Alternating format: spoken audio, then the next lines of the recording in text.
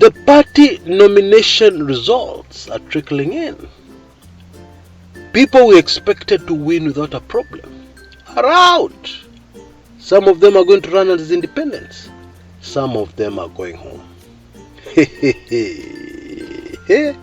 What does all this mean politically?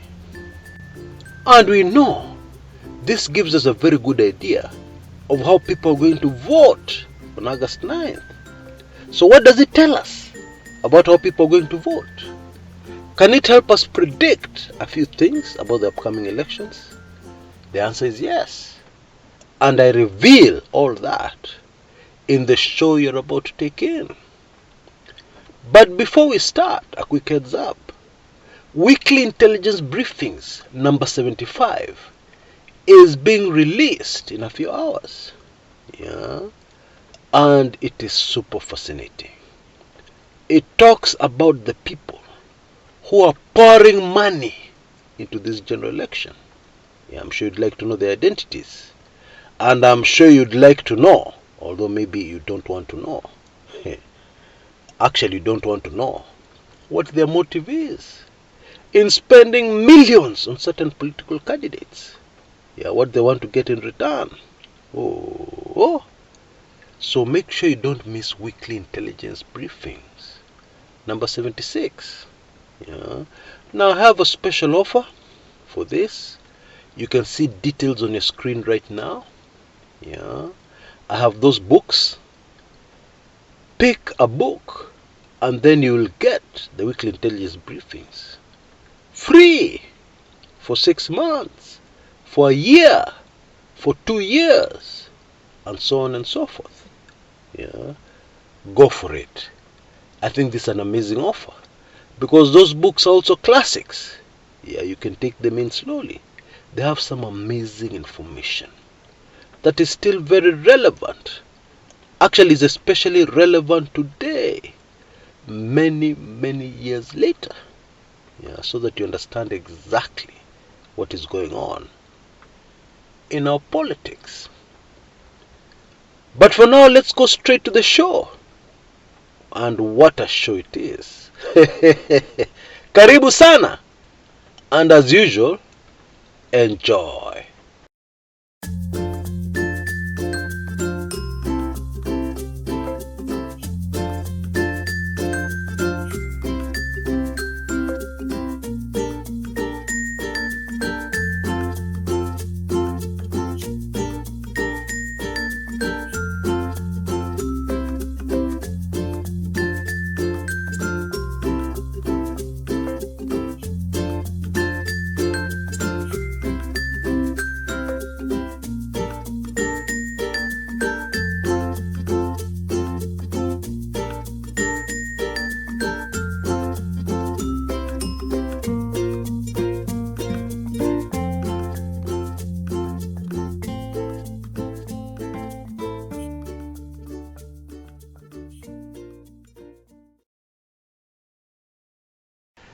There is an article in this morning's daily newspaper, indeed one of the leading newspapers in the country, and a newspaper we really used to trust, that has a headline that suggests Ruto's nominations have gone better than Raila Odinga's. Of course, we're talking about primaries. Selecting candidates to fly the flag of the party. Now, this article made me very sad because I was thinking of all the great Kenyans who have worked to build the newspaper called Daily Nation. People like George Mbugu's, great journalists, people who made a mark in the country called Kenya. These people must be turning in their graves when they see such articles. For starters, the party primaries are not yet over. How do you pass judgment over something that is not complete? Number two, if we're to talk about fracas during the exercise, where even people get injured, there are even reports that somebody died. Where did all that happen? in Ruto nominations or in Raila nominations. I have deliberately started with this example so that I give all of us a heads up and remind all of us that we're in the political election season, where anything can happen, and any kind of article, any kind of far-fetched Ndoto ya Mchana article can appear at any time. And if you're in a situation like that of my late political lecturer, where you're sure everything that is printed must be accurate, then it'd be a problem when it comes to analyzing what is going on during this electioneering period. You'd get lost. So lost that you'd not be able to find your way back. Oh yes, you'd be lost forever. Now, just stay with me till towards the end of this video, when I will give you an overview of what is really happening when you compare the two primaries, Raila's and Ruto's. And I'll give you facts, solid facts, not just sentences and words from the air. But first, let us start with the details, and let us focus on the shocks. Big names tumbling down. Names we assumed would go through the primaries like a mere formality. And of course, the name on everybody's lip is that of Laikipia women representative Kate Waruguru. She lost. She decided to go for the MP seat within Laikipia County, and she was trounced. She lost. Of course, she's complaining. She's saying the whole exercise was a circus. But then that is what the situation is currently. I think she should take a huge hint from the fact that in her case, she was not given a direct nomination, while her colleagues, some of her colleagues, got a through pass, a direct nomination. She should ask herself why. Then from there, she'll begin to solve this mystery, if she hasn't solved it already. You see, this is the problem of being new to politics. It is not bad to be new, because you have to be new somewhere before you become experienced.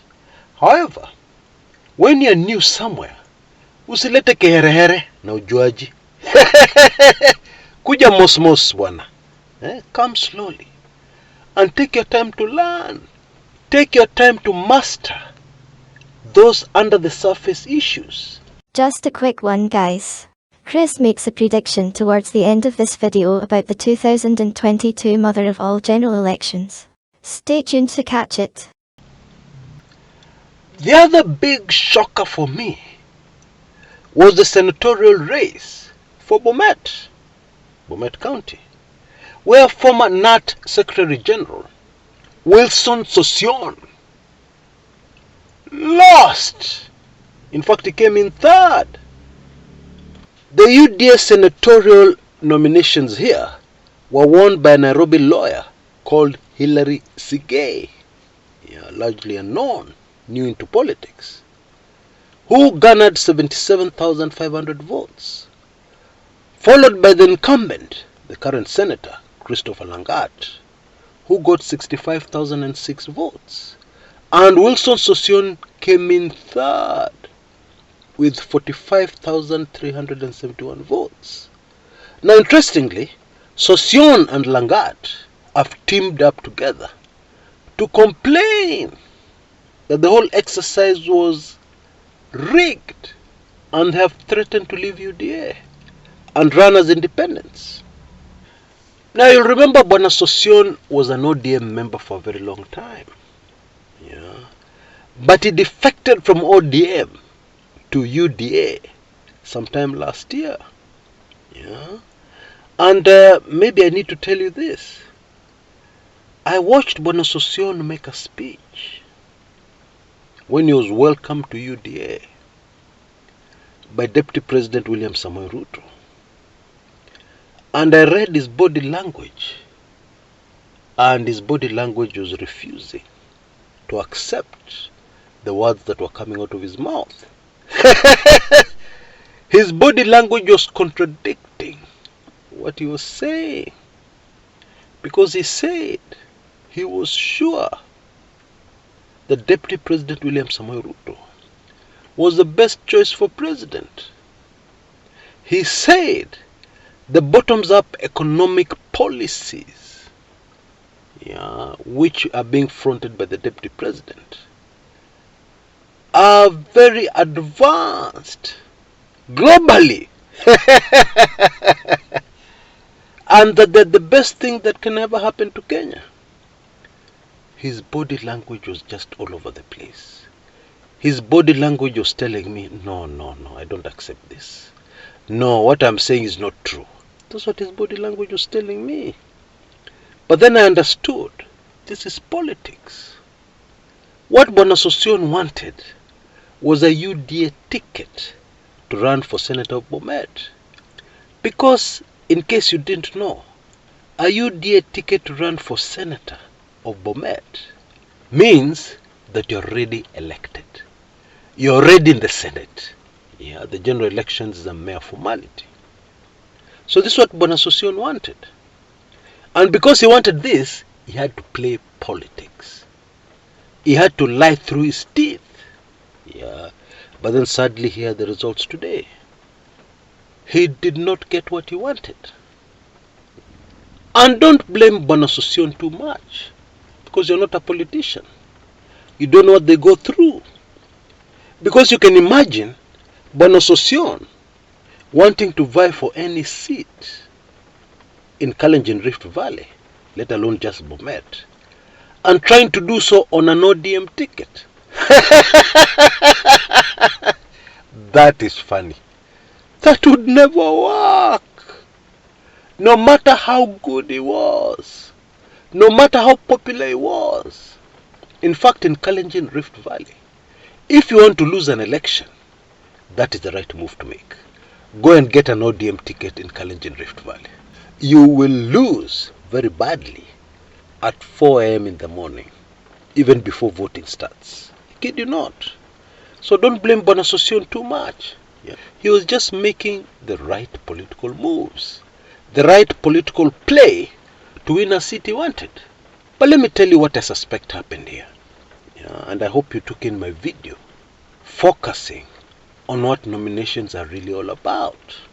If you haven't, look for it and take it in. Then you'll understand what I'm saying, even now. This is what I suspect happened. I think it was very clear to UDA insiders that Bwana Sossion is so close to Raila Odinga, is such a close ally to Raila Odinga, that if he were elected on a UDA ticket, he would be the weakest link in the party. He would be a mole for Raila Odinga.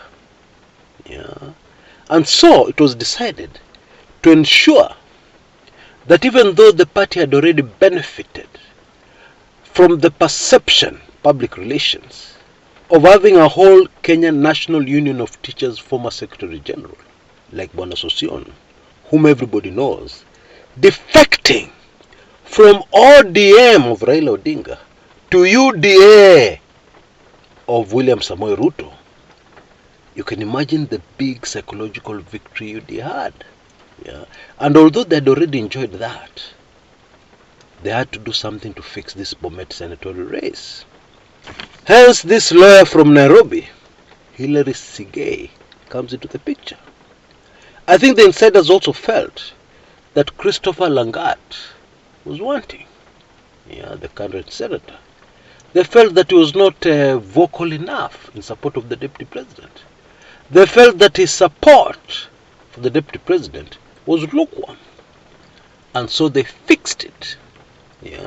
And these are the results we are seeing here today. Nothing personal. So don't get hard feelings. This is politics. Dirty politics. And I'm afraid it is normal in politics. Kenyan politics. Now, for me, the other major giant who fell during the UDA nominations was the former Inspector General of the Police, a man called Joseph Boynet. This is the man who was in charge of the police during the 2017 general elections. And you know what happened? You know how many innocent Kenyans lost their lives in the hands of the police. Yeah. And you know what the guy was saying? Even when he was called for talk shows on TV, he had no apologies to make. This is the man. Now, Bwana Boynet started his campaigns very early. Yeah. He was definitely a clear favorite and the front runner to win the nominations for governor of Elgeyo Marakwet. Because the current governor, Alex Tolgos, is completing his second and final term. Yeah, by the way, he's an Azimio supporter. So Elgeyo Marakwet needs a brand new governor. But this former cop and former intelligence officer, Bwana Boynet, was stopped dead on his tracks by the current deputy governor, Wesley Rotich, who garnered 42,258 votes against Boynet's 32,503 votes. Yeah, that is almost 10,000 votes difference. Huge difference. Now, the super fascinating thing here is that Boynet has spent money.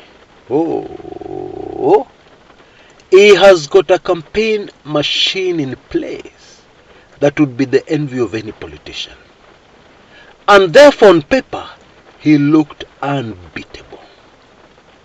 On the other hand, Bwana Rotich, the current deputy governor, didn't have any campaign team to speak of. Yeah, it was not even noticeable. And besides, he's a young man. Yeah, he was a banker just the other day, before Governor Alex Tolgos in 2017 plucked him out from the private sector to be his deputy governor. In fact, I understand some elders from the area was sent to Bwana Rotich to tell him to step down. Yeah, he's too young to lead the county. He's too inexperienced. It's not yet his time. But here we are. Bwana Rotich has won the UDA nomination to vie for governor of Elgeyo Marakwet on August 9th. The other major giant who fell was Charles Keter. Now, you remember Charles Keter was in Uhuru Kenyatta's cabinet. In fact, he resigned. At that time, he was holding the devolution docket very recently, this year. Yeah. And he resigned to go into politics. And this is what has happened. I'm telling you, politics is brutal. Yeah? Because he has been defeated by a nobody, a newcomer to politics, a Dr. Mutai, who is a university lecturer at the MB University. And Dr. Mutai gave him a thorough, very thorough thrashing, getting 126,036 votes against Charles Keter's 70,000 votes. Yeah, that is very close to being almost double. Yeah, the newcomer to politics got almost double the votes experienced Bwana Keter got. And again, we can guess what happened here. Bwana Keter stuck with Uhuru Kenyatta too long. Yeah, and therefore UDA people cannot trust him. He joined the ship very late. Yeah, it was like he almost did not join the UDA ship. Yeah, so what did Bwana Keter expect? Yeah, this is politics. And again, this UDA nomination had to be fixed, organized. Yeah, because obviously the UDA party does not want any weak link, does not want a mole to infiltrate while they're watching, yeah, and doing nothing. That can't happen. Yeah, I'm sorry. This is politics. Very quickly, the other big losers were John Kihara in Naivasha, Deputy Speaker of the National Assembly, Bwana Moses Cheboy, who went down in Kuresoi North constituency. Yeah, that's about it. Now, let's analyze this so that we're able to tell for real what is happening here. And if possible, pass judgment which particular nomination process is going better. First of all, I would like us to make it very clear. When we say a nomination process is going better, what is the major yardstick we're using? Yeah, that yardstick, you'll agree with me, must be the nomination must leave you in the best possible position to win the general elections proper. Don't you agree with me? We are not going to judge it by how colorful it was, how efficiently run it was, yeah, how impressive it was for the press. Yeah, the press were even given tea while they're observing the process. No, that's not how we're going to judge it. Because the whole idea here is the nominations are being held for a reason. To prepare a party for the kivumbi ya kivumbi, the mother of all general elections. That's really what it is. So we have to judge the nominations based on that and that alone. Forget some of the strange articles you're seeing in the press. Okay?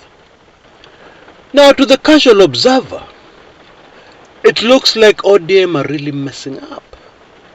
Because, for instance, in Mombasa, all of us were waiting with bated breath for the kivumbi of all kivumbis, the gubernatorial race, pitting super rich businessman Suleiman Shabal against the son of a very famous Kenyan politician called Sharif Nasser, yeah, who was Moi's man in the 90s. A man called, and I always have a problem with his first name, it's quite a mouthful, but let me try, Abdul Zwamad Nasir. I hope I got that right. Now, Nasir has been given a direct nomination to run for governor. And this has happened shortly after Suleiman Shabal stepped aside. Yeah, he has been given new responsibilities in the Baba campaign. Yeah, and therefore we have been denied that battle royale, yeah, between these two giants of Mombasa, yeah, to take over from current governor Ali Hassan Joho, who's completing his second and final term, yeah, in the next few weeks. Now, if you went onto social media, you would be convinced that this was a very wrong move, because supporters of Bwana Shabal are calling him a coward. They're very disappointed that he has fallen out of the race. Yeah, alleged supporters. Yeah, because people online, you never know. They could be anybody. Yeah, so it looks like it's a wrong move. But let's look at it a little deeper. And let's be realistic. Had ODM allowed us to enjoy this super match, Champions League final, by having a nomination exercise where people voted between Bwana Nasir and Bwana Shabal, what would it have done to the ODM party? It would have split the supporters in Mombasa right down the middle. Chances are very high that whoever would have lost that particular nomination would have run as an independent. That would have reduced the votes of ODM, even for the presidential race, possibly. So by this move, which may not appear very good, what Baba has done, wait for this one, is that he has locked Mombasa votes into one basket. Because both Shabal and Nasir are on the same side, going into the gubernatorial race. And both of them are on the same side, going into the presidential race. And these are people with a lot of influence in Mombasa. And therefore you can be sure most of their supporters, maybe not all, but a vast majority of their supporters will go with them. Yeah. So has ODM won here or has it lost? Make the decision for yourself. And you don't have to agree with me. Just giving you the facts. Now, there's something about this nomination exercise in the UDA party that has raised a lot of eyebrows. And that is the turnout, which, to be very honest with you, did not surprise me.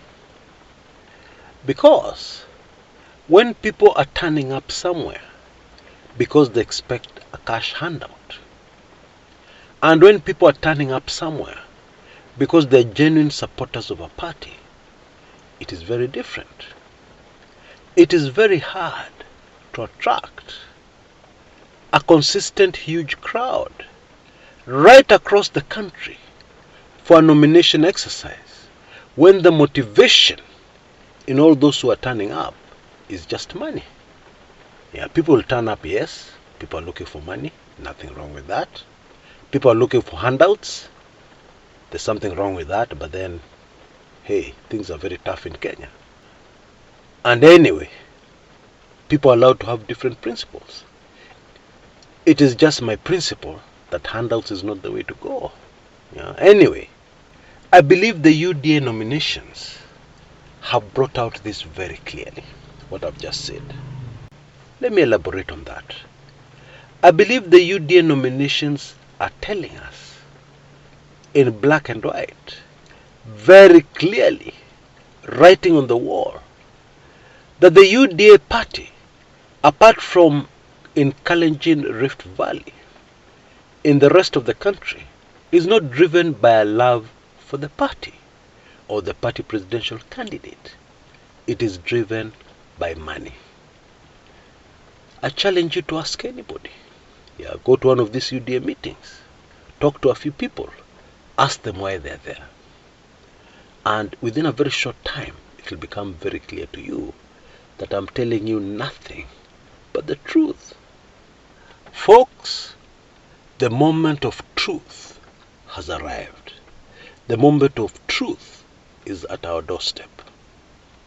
Because there are very many people who are new to politics, who have been coming out with statements picked from the air, based on nothing. Yeah. Or the deputy president is going to get 10 million votes, pop, just like that. Then you ask them, 10 million votes from where? Can you please break it down for me? How many votes from this area of Kenya? How many votes from that area of Kenya? They have no idea. 10 million is just a figure that came to their head. Now the moment of truth is here for us to see whether those 10 million votes exist and where precisely they will come from. Okay? You know, as much as anybody may hate experience, there's really no substitute to experience. Yeah. You see, a lot of these politicians who are following around the deputy president, including Cate Waruguru, are new to politics. And many of them assumed that, oh, the deputy president seems to be very popular on the ground. I'm sure there's going to be a wave around the deputy president. And therefore stick with the deputy president. I am through. I am home and dry. I'll have no problem with the nominations. And I'll win the elections easily, riding on the wave of the popularity of the deputy president. That was the thinking. But you can see now what has happened. And there's still more shocks on the way, I can assure you. In my view, if William Samoei Ruto makes it to the ballot, the election results, his votes, the pattern of votes he will get will be very similar to what the late President Daniel Toroitich arap Moi used to get in the 2 multi-party elections he participated in. And that is there'll be very many areas. The people may vote for the deputy president, but they'll not vote for the deputy president's sycophant. In other words, they may vote Ruto. I've used my words very carefully. May vote Ruto, but will definitely not vote for the UDA man on the ticket. Even those who got direct nominations, even those who are popularly elected in a party nomination. And there's something else. Reading the mood of Kenyans going into this election, Kenyans are very angry. And angry voters are dangerous. Yeah? They're the kind of voters who will vote in a way that will shock many politicians. They will vote in a way that will send many politicians straight to hospital. Your pressure is too much. The shock will have been too much. Because we have gone through some very hard times. As Kenyans troop to the polling stations, I can assure you, they'll be looking to punish somebody. That's how they'll vote. And the people who will be given the most punishment are not the major presidential candidates. They're the people who are hanging around these major presidential candidates. And by the way, I'm talking about both sides of the political divide. Even Raila men, popular Raila men, popular Raila sycophants had better be careful. Yeah, they could be going home. I want to make a prediction. And it is this. I think in this election, we will have a record number of independent candidates duly elected. Yeah. And the phenomena most responsible for that will be angry voters, pissed off voters, fed up voters. Yeah, they're going to deliver to us very many independent candidates.